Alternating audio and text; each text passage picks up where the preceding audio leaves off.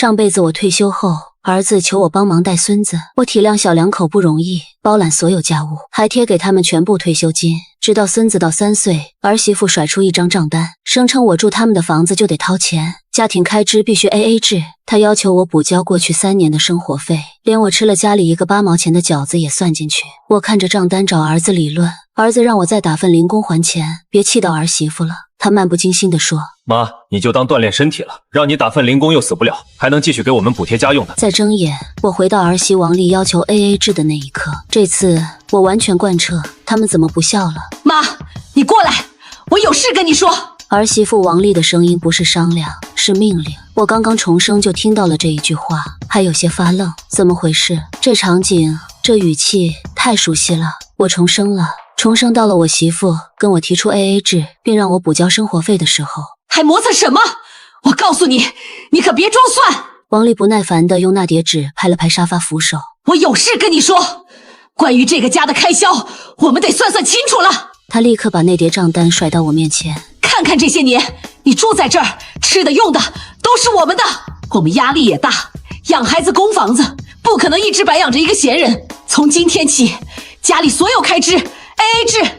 我颤抖着手拿起那叠纸，果然和上辈子一字不差。哪年哪月哪日，我吃了几个车厘子。不说那天是因为超市打折，王丽让我花钱多买点给孙子做果泥，剩下的几个快坏了，我才吃掉。还有几个橘子，甚至某天早餐我多吃了一个他们剩在锅里的价值8毛钱的饺子。我每月给他们的退休金，我日夜操劳带大孙子的辛苦，我垫付的房贷只字未提，血液冲上头顶，愤怒和彻骨的寒冷交织。就是这张账单，上辈子我和他激烈争吵之后，我拿着他去找儿子林伟业理论，儿子却像个巨嘴葫芦，最后竟劝我别闹，甚至体贴的为我介绍了夜间保洁的工作，让我用辛苦钱来还债。王丽，你这是跟我算账！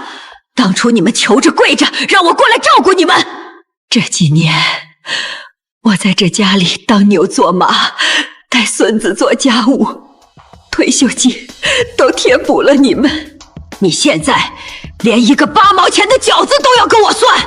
我声音发颤，最终还是没忍住。王丽嗤笑一声，下巴抬得更高。妈，话可不能这么说，将来伟业不是也要给你养老吗？但你住的吃的用的都是实打实花了我们的钱，亲兄弟还明算账呢，何况婆媳。王丽简直就是无耻到了极点，气得我的心口都在发痛。我想撕碎这账单，想狠狠质问眼前这个刻薄的女人，想打醒那个窝在房间里不敢出来的孽子，但我不能。我现在55岁，身体因常年劳累早已不如从前，今天刚做完1天的家务，胳膊都抬不起来，而他们年轻力壮，冲突起来我毫无胜算，说不定会重蹈上辈子死亡的结局。我必须冷静。妈，丽丽跟你说话呢。儿子林伟业不知何时从卧室蹭了出来，站在王丽身后，他眼神躲闪，语气却努力装出轻松和公道。丽丽也是为了咱们这个家好，账目清晰一点，避免以后有矛盾。你看，妈，丽丽多细心，账都记着呢。好一个避免矛盾，好一个细心。我死死掐住掌心，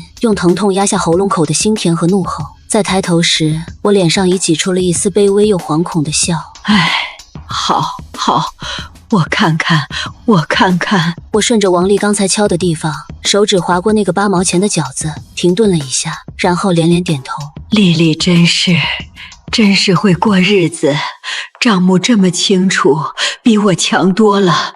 该还，这钱是该还。王丽闻言，显然对我的顺从感到满意，她嘴角得意地勾了勾，瞥了林伟业一眼，仿佛在说：看，你妈也没那么难搞。林伟业似乎也松了口气，他上前一步，用一种施恩般的口吻说：妈，你能理解就好，我们也不容易，你要是手头紧，钱一下子拿不出来，我倒是有个法子。他顿了顿，观察着我的脸色。我们小区物业正缺一个夜间保洁，工作时间灵活，工资现结。你看，你白天在家帮忙看看孩子，做做饭，晚上去干几个小时，既不耽误家里事，又能挣钱，两全其美，就当活动筋骨了。活动筋骨，夜间保洁，从晚上10点到凌晨4点，清扫整栋楼的公共区域。那繁重的劳动被他轻飘飘地说成活动筋骨，我胃里一阵翻搅，恶心的想吐。这就是我养大的好儿子，榨干我的退休金和劳力还不够，还要把我最后一点精力也榨出来换成钱，填进他们的无底洞。工作的事，我垂下眼，显得怯懦又顺从。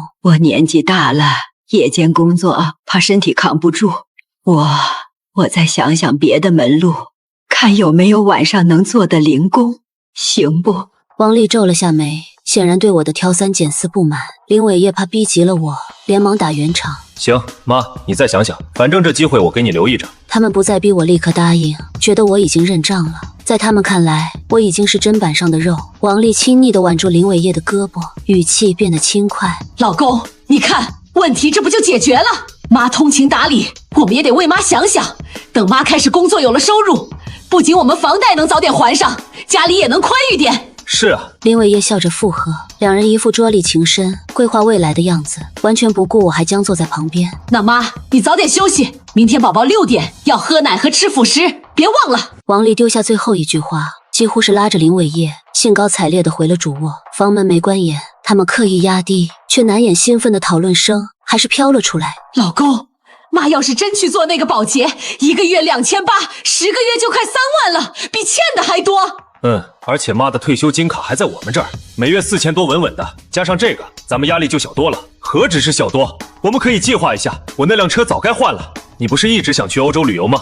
等妈工作几个月，钱攒一攒。还是老公疼我。对了，得跟他说，打工赚的钱得统一交给我管理。他年纪大了，别乱花。声音渐渐模糊，却像一把把烧红的铁签，反复烙在我的心口。这就是我的好儿子，好儿媳。上辈子我就是被这8毛钱的饺子彻底激怒的。我和王丽大吵一架，然后去找林伟业评理，结果得到了更深的背叛。但这一次不一样了，我起身走向我那个只有6平米的储物间改成的卧室，保留好证据和刚才录音，然后我拿身份证、户口本趁夜色快速离开。刚才我已经陪他们演完这场戏，演一个顺从的好拿捏的婆婆。现在我要在他们最得意的时候消失得无影无踪。想去欧洲旅游，想换新车，让他们做梦去吧。我没有丝毫犹豫，用手机软件订了离银行最近一家5星级酒店。从前我觉得这种地方奢侈的吓人，现在却觉得这是我重获新生该有的仪式。柔软的地毯，安静的环境，宽大舒适的床，我躺在那里没有立刻睡着。上辈子直到死，我都没为自己活过一天。这辈子我要全部补回来。那白眼狼儿子和媳妇，就让他们自相残杀吧。天刚蒙蒙亮，我就直奔银行。在柜台前，我清晰地说：“挂失补办。”几分钟后，新卡到手，本月退休金安然转入。看着短信提示的入账信息，我长长的、真正的舒了一口气。经济独立才是自由的开始。几乎在我开机的同时，手机就疯了似的震动起来，未接来电几10个，微信消息更是爆炸。妈，你去哪儿了？宝宝哭了半天了，早饭也没做。林伟业他妈，你什么意思？一大早完失踪，赶紧回来，粥都没煮。妈，别闹了行吗？丽丽生气了，你快回来跟她道个歉。孙子大哭的语音，锅碗瓢盆似乎被打翻的录音，还有他们气急败坏的叫骂，一股脑涌进来。我面无表情地听着看着，这就是他们离不开我的原因，不是亲情，只是一个习惯了随叫随到、任劳任怨的免费保姆突然罢工了。我冷笑着，手指轻点，将儿子的微信电话拉黑，儿媳妇的也一样。世界瞬间清静了。不到10分钟，一个陌生号码锲而不舍地打了进来，我猜到了是谁。接通，王丽尖利的声音几乎刺破耳膜：“林伟业他妈，你疯了吗？拉黑我们，你到底想干什么？你看看现在家里乱成什么样子，宝宝哭的嗓子都哑了。林伟业上班要迟到了，我妆都没化，就因为你没做早饭没叫我们。你是不是就因为昨晚 AA 制那点破事记恨我？你这老太婆心眼怎么这么小？这么点事就要闹得家宅不宁，赶紧给我滚回来，否则别怪我们不认你这个妈。”我甚至能想象他披头散发、面目扭曲的样子。等他那口气歇了，我才慢悠悠地开口：“王丽，你误会了。”电话那头明显一顿：“我一点儿也不记恨 AA 制，相反，我觉得你说的非常对 ，AA 制非常合理，亲兄弟明算账，何况我们婆媳2个，所以我完全赞同，并且决定严格执行。”你什么意思？意思就是从昨晚你提出 AA 制那一刻起，我们就是2家人了。王丽语气惊疑不定：“你们过你们的，我过我的，我不住你们家，自然用不着住宿费和跟你们 AA 家庭支出了。我的退休金卡我已经补办回来了， AA 制嘛，以后的房贷你们自己想办法。至于你们家孩子哭，早饭没人做，上班迟到，那是你们自己的事，跟我这个外人有什么关系？你敢？那是你孙子，这是你家。那是你的儿子，那是你们的家。房子我没出钱买，孙子我白带了3年，还倒贴钱，现在还要我还生活费。这样的家，这样的孙子，我要不起。以后我们 AA 制，没什么事别联系了，我很忙。忙？你能忙什么？你个死老太婆，不就 AA 制吗？我没再听他后面的污言秽语，直接挂断，把这个号码也拉黑。然后我关掉了手机里所有他们可能找到我的社交软件通知，世界彻底清静了。我没有回家，老伴早早去世，我独自拉扯儿子长大，名下也有套小房子，我用不着住儿子家，但我怕儿子儿媳找上门。为躲清静，我直接去了之前就看好的旅行社门店，报了一个品质最好的老年人三亚休闲游，交钱签合同，一气呵成。第二天，我拖着新买的小行李箱，戴着遮阳帽和墨镜，早早到了集合地点，看着周围同样面带期待议论着蓝天大海的老姐妹们，我忽然感到一种久违的轻松，这才是生活该有的样子。抵达三亚，阳光、沙滩、海浪椰林，一切美得像梦。我跟着团，学着其他老太太的样子，穿上鲜艳的裙子，在沙滩上散步，在海里小心翼翼的趟水，品尝新鲜的热带水果。晚上还去看了一场风琴演出，我拍了很多照片发在朋友圈。儿子儿媳从别人口中听到我的消息，恨得咬牙切齿，他们疯狂借别人的手机号码给我打电话，我直接换了一张新卡，不理会他们。我可以想象千里之外那个家里的鸡飞狗跳，没有了我这个全天候的保姆，王丽既要上班又要带孩子，手忙脚乱。林伟业没了我的退休金补贴，房贷压力骤增，两人少不了争吵埋怨，但这些都与我无关了，等玩够了再慢慢处理。躺在海景酒店的阳台上，吹着温暖湿润的海风，我终于觉得那压了我一辈子的重担彻底卸下了。我不是谁的母亲，不是谁的婆婆，不是谁的奶奶，我只是我自己。 AA 制，感谢他们用这种最冷酷的方式给了我挣脱枷锁的借口和勇气。等到我玩够了，从三亚回到老房子去住，没休息够2个小时，房门砰砰砰砰的被拍响。妈，我知道你回来了，快开门！儿子一脸憔悴地站在门口，神色十分难看。儿媳妇王丽也骂骂咧咧的：“死老太婆，躲什么呢？你这半个月跑三亚玩得开心，留下一大堆烂摊子给我们收拾，哪有你这样的婆婆和妈？”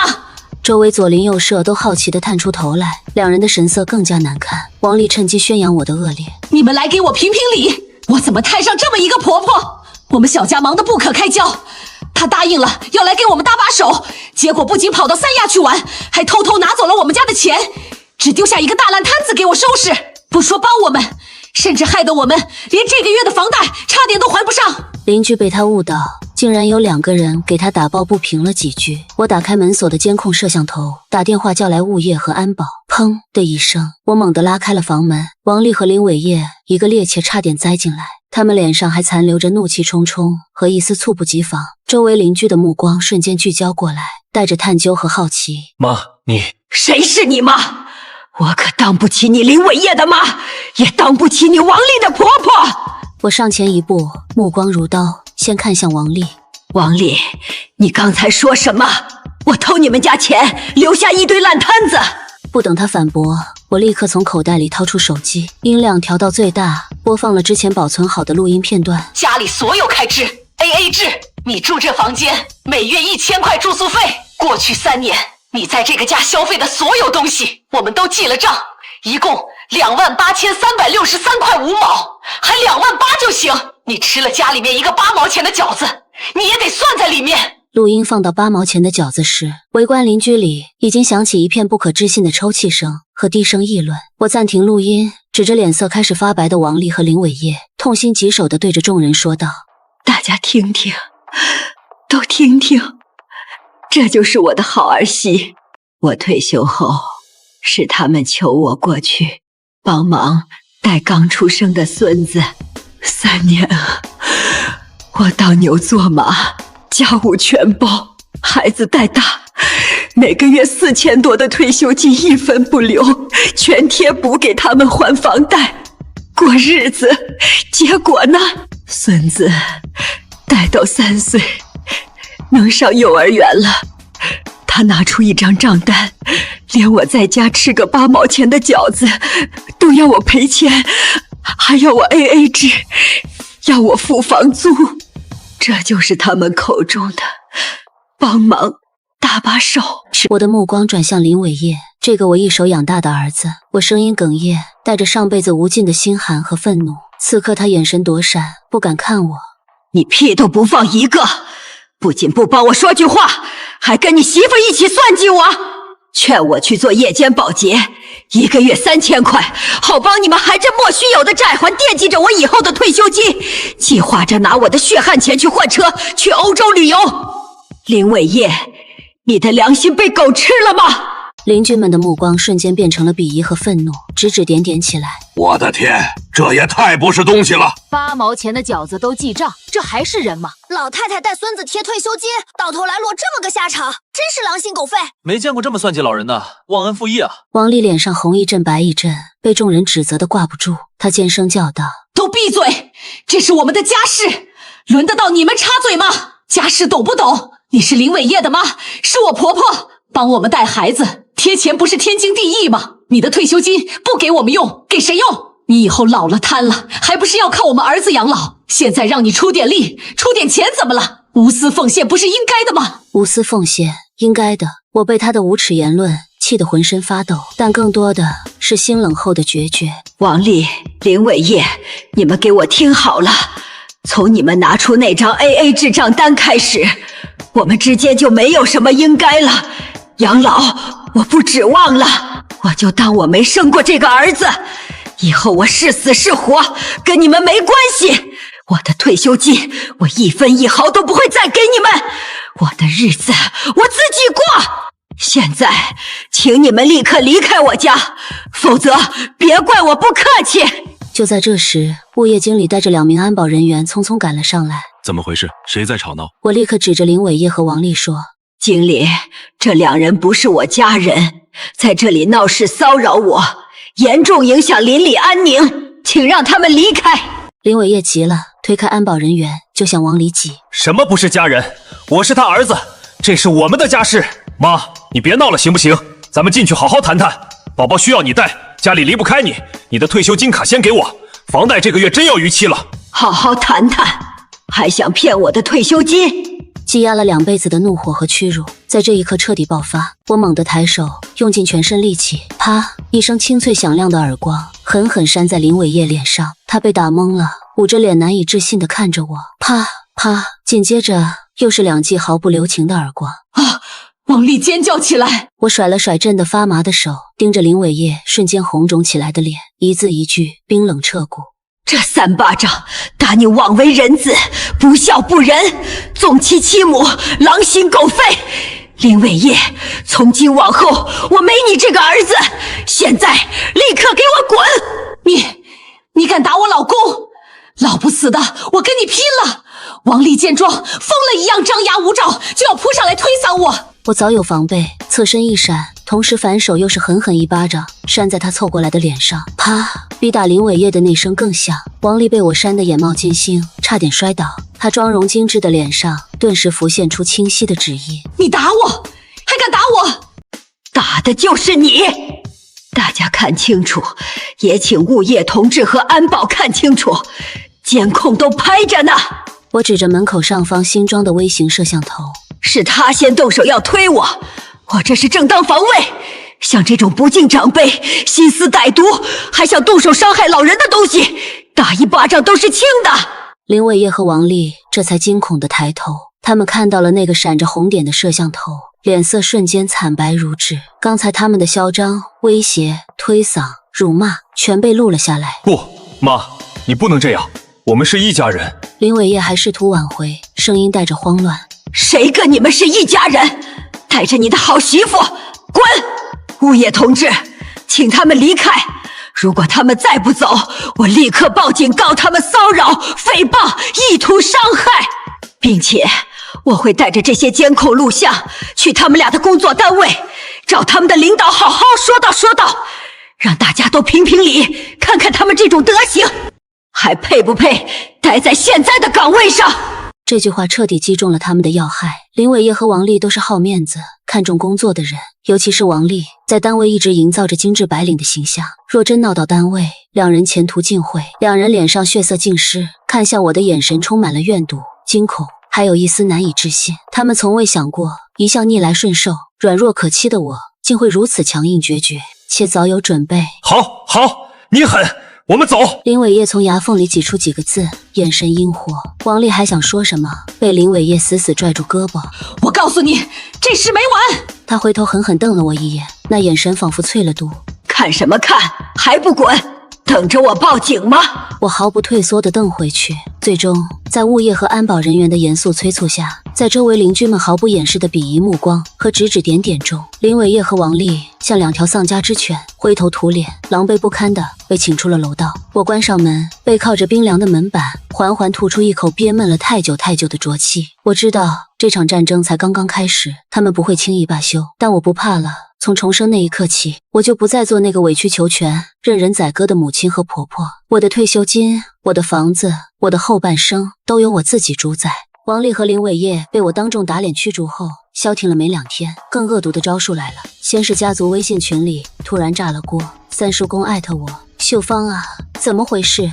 听小伟媳妇说你拿走了他们的钱，还丢下孙子不管自己去享福，这不像话啊！一家人有话好好说。紧接着堂妹、表嫂，甚至几个平时不怎么联系的远亲都跳出来，语气或劝导或指责：大嫂，丽丽年轻不懂事，你是长辈多担待，闹成这样多难看。方姨，小伟是你亲儿子，孙子是你亲孙子，血脉亲情割不断了，快回去帮帮他们吧。听说他们房贷都要还不上了。就是当妈的哪能真跟孩子计较？你拿走家里这么多钱，跑去旅游像什么样子？消息刷了上百条，几乎一边倒地劝我大度回去尽责。甚至第2天，住得近的堂弟2口子和一个热心过头的远房表姑直接找上了门。堂弟苦口婆心：你看你把孩子逼成什么样了？小伟电话里都哭了，说知道错了。丽丽是有不对，你教训几句就行了，哪能真不管？秀芳，你男人走得早，你就这一个儿子，你不帮他谁帮他？你以后老了不要人伺候。现在把事情做绝了，将来躺床上后悔就晚了。我看着他们一副为你好、主持公道的神色，心里冷笑。王丽这颠倒黑白、倒打一耙的本事，还真是炉火纯青。我一句话没争辩，等他们说完，才慢悠悠地拿起手机。既然大家都这么关心，我就让大家看清楚，到底是谁在胡搅蛮缠，是谁不配为人。我当着他们的面点开微信，找到家族群，然后将早就准备好的几个文件包、录音片段、楼道监控录像，还有那张8毛钱饺子的账单高清照片，一股脑全发了出去。发完家族群，我又同步到了朋友圈，设置为所有人可见。事实胜于雄辩，我问心无愧。发送客厅里瞬间安静下来，堂弟和表姑面面相觑，下意识掏出自己的手机查看。几秒钟后，堂弟的脸色变了，他手指快速滑动屏幕，听着录音里王丽尖刻的 AA 制8毛钱饺子。表姑也看呆了，张着嘴半天没说出话。家族群里更是如同被投入了深水炸弹，死寂了片刻后彻底沸腾。我的老天爷，这是真的！连8毛钱的饺子都记账让婆婆还钱，听听这媳妇儿说的什么话！你的退休金不给我们用给谁用？这是人话吗？还想动手推老人？林伟业就在旁边看着。这还是我认识的那个小伟吗？原来大姐受了这么多委屈。太寒心了，我们刚才都被王丽骗了，她居然还有脸在群里哭诉卖惨。怪不得秀芳姐心寒，换我也跑。这儿子儿媳吸血鬼都不如。刚才还劝我大度，指责我的亲戚们，态度180度大转弯。他们群情激愤，纷纷艾特林伟业和王丽，骂声一片。找上门来的堂弟满脸羞愧，收起手机，尴尬的手脚都不知道往哪儿放。对不住，我们不知道是这么回事。王丽她太能编了。秀芳啊，这丽丽咋是这样的人？连8毛钱的饺子都要算计，小伟也不说话，这太不像话了。就是，得赶紧把这事儿圆过。现在清楚了，门在那边，不送。两人如蒙大赦，灰溜溜的走了。我知道，经此一事，在家族圈子里，林伟业和王丽的名声算是彻底臭了，不会再有人替他们说话。他们休想再用亲情绑架我。然而，我低估了王丽破罐子破摔的狠劲和愚蠢。家族群曝光后没几天，一个陌生号码发来长短信，字里行间满是威胁。我告诉你，立刻把退休金卡交回来，乖乖回来带孙子，把朋友圈和家族群那些乱七八糟的东西都删了，公开给我们道歉。我盯着这条短信，仿佛能看到王丽那张因嫉妒和怨恨而扭曲的脸。我回复了2个字，干脆利落：做梦！这2个字彻底点燃了王丽的疯魔。她竟然在抖音上注册了小号，发了一篇声情并茂、颠倒黑白的控诉长视频。视频里，她刻意化憔悴妆，眼睛红肿，声音哽咽，把自己塑造成一个被恶婆婆欺压、辛苦持家却遭遇背叛的可怜小媳妇。婆婆答应来帮我们带孩子，我们感激不尽，好吃好喝供着。结果她嫌带孩子累，在家里各种挑事，最后竟然偷偷拿走了我们准备还房贷的积蓄，跑去三亚旅游潇洒，留下我们夫妻俩面对巨额房贷和年幼的孩子走投无路。她哭得梨花带雨，我们只是普通打工族，现在真的快要活不下去了，求求大家帮帮我们，劝劝我婆婆，让她把我们的钱还回来，至少回来帮我们看看孩子也行啊。他不经意地透露出我的姓氏、大概年龄、以前的工作单位，甚至我所在的城市区域。精心编织的谎言，加上他极具欺骗性的表演，瞬间点燃了网友们的正义感。这条视频被同城大量推送，点赞、转发、评论飞速上涨，很快冲上了同城热搜榜。这也太不是东西了，倚老卖老，拿走儿子媳妇的救命钱去旅游，这种婆婆该下地狱。第2天，我家门口被泼了红油漆，贴满了辱骂的字条。第3天，竟然有人送来了一个白色花圈，摆在楼道里。恶意的电话、短信轰炸了我的新号码，社交账号评论区不堪入目。我站在一片狼藉的门口，心冷如铁，但手很稳。我先打电话报了警，清晰说明情况，提供威胁短信、抖音视频链接作为证据，指控王丽诽谤、侵犯隐私、煽动网暴。然后我登录了那个很久不用的实名认证的短视频平台账号。我没有哭诉，没有卖惨，只是冷静地将之前发在家族群里的证据大礼包、录音、监控、账单重新编辑，配上简短清晰的文字说明，标注时间线，发布了出去。标题很简单，回应某位儿媳的控诉，事实与真相。同时我报了警，并且提交了这些证据。真相的力量是巨大的，尤其是当苦情戏的主角突然亮出截然相反且证据确凿的剧本时，我的回应视频如同巨石砸入沸水，瞬间引爆了更大的舆论风暴。之前被蒙蔽、被利用的网友们反应过来，巨大的被欺骗感和愤怒让他们调转了枪口。我的天，今天反转，8毛钱的饺子，带孙子贴全部退休金，还要被算账。这媳妇是奥斯卡影后吧？显得也太真了，把我们网友当枪使。看看这账单，看看这录音，这哪是婆婆，这是被吸血的奴隶啊！支持阿姨，阿姨干得漂亮。这种儿子儿媳就该断绝关系。人肉错人了，真正该被谴责的是那对白眼狼夫妻。已举报原视频造谣，举报信已写好，这就发他们单位去。舆论彻底反噬，王丽和林伟业的信息被开盒，工作单位、职务、电话，甚至照片都被扒了出来。无数网友涌向他们的社交账号辱骂，打爆他们的电话。更有愤怒的网友写了实名举报信，发送到2人所在公司的纪律组、人力资源部和上级主管邮箱。还有极端者找到了他们现在的住址，在门口扔烂菜叶、臭鸡蛋，泼洒污物。巨大的压力下，王丽和林伟业的单位顶不住了。为了平息舆论、维护企业形象，2人先后被领导谈话，然后以严重违反公司规定、给公司造成重大负面影响为由，双双开除。丢了工作，没了收入，房贷断供，银行催收，房子进入法拍程序，曾经精心规划换车旅游的美梦碎成一地狼藉，还负债累累。贫贱夫妻百事哀，更何况这对本就自私凉薄的夫妻，他们开始无休止的争吵，互相指责，都认为是对方先提出 AA 制，把事情搞砸，才招致如今的灭顶之灾。从口角升级到推搡，再到拳脚相加。1天后，儿子带着孙子跪在了我的房子面前，儿子头发凌乱，涕泪横流，哭嚎：妈，你开开门啊！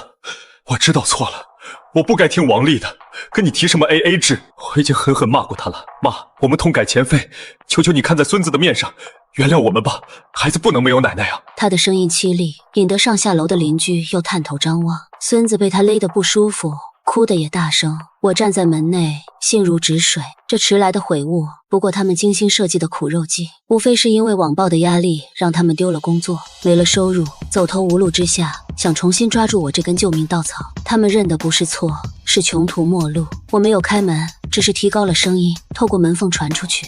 林伟业，我说过，从你拿出那张账单开始，我就没你这个儿子，带着你的孩子离开，别在我家门口演这出戏。王丽在网上造谣诽谤，引导网暴我的时候，怎么没见你想着我是你妈？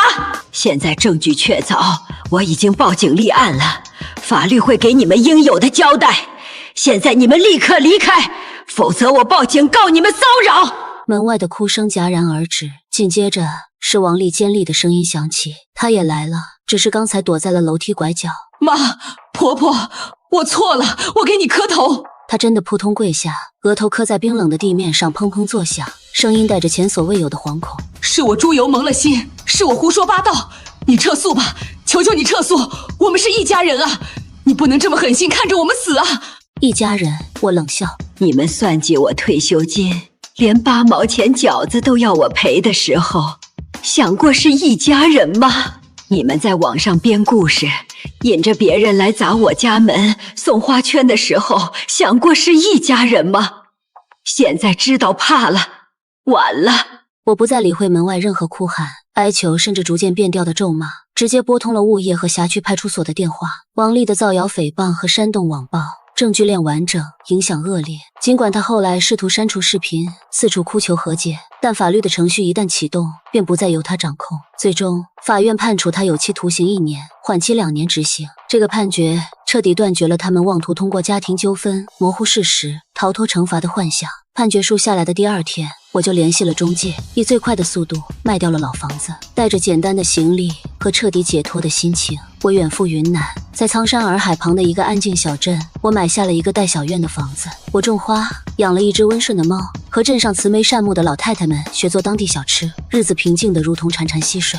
林伟业和王丽当然没有放弃，他们通过各种途径，甚至找到了我最初到云南时短暂使用过的号码。一开始是铺天盖地的短信和电话，语气诚恳，他们忏悔，保证用孙子的未来打感情牌。我面无表情的一一拉黑。当发现所有怀柔策略都石沉大海后，他们的伪装终于彻底撕破。新的陌生号码发来的信息，字字句句都淬着毒液，辱骂、诅咒、威胁，将他们内心最深的怨毒倾泻而出。我平静地取出那张电话卡，轻轻折断，扔进了垃圾桶。我换了一张全新的号码，这一次没有告诉任何一个旧识。我与那段充满算计、背叛和暴力的过去彻底割裂。直到几天后，巡捕的电话打到了我这里。请问是李秀芳女士吗？这里是雄安区公安局，您儿子林伟业涉嫌故意伤害致人死亡。另外，他们还有一个未成年的孩子，目前暂时由邻居照看。您是孩子目前唯一的男方亲属。您看，原来在我走后，王丽和儿子双双失业在家，2个人只能够租住在便宜的城中村。他们跟我 AA 制，白嫖我劳动力和退休金的事闹得轰轰烈烈，人尽皆知。他们找不到什么好工作，只能够互相埋怨，甚至是多次大打出手。终于有一次，儿子酗酒，2人争吵，邻居看到这一幕报警。儿子想要逃跑的时候被巡捕抓住了。现在家里面只剩下一个小孙儿。我握着话筒，声音平静无波，像是在说别人的事。巡捕同志，我和林伟业已经断绝母子关系，有录音和出警记录为证。况且我年纪大了，体弱多病，没有能力也没有意愿抚养这个孩子。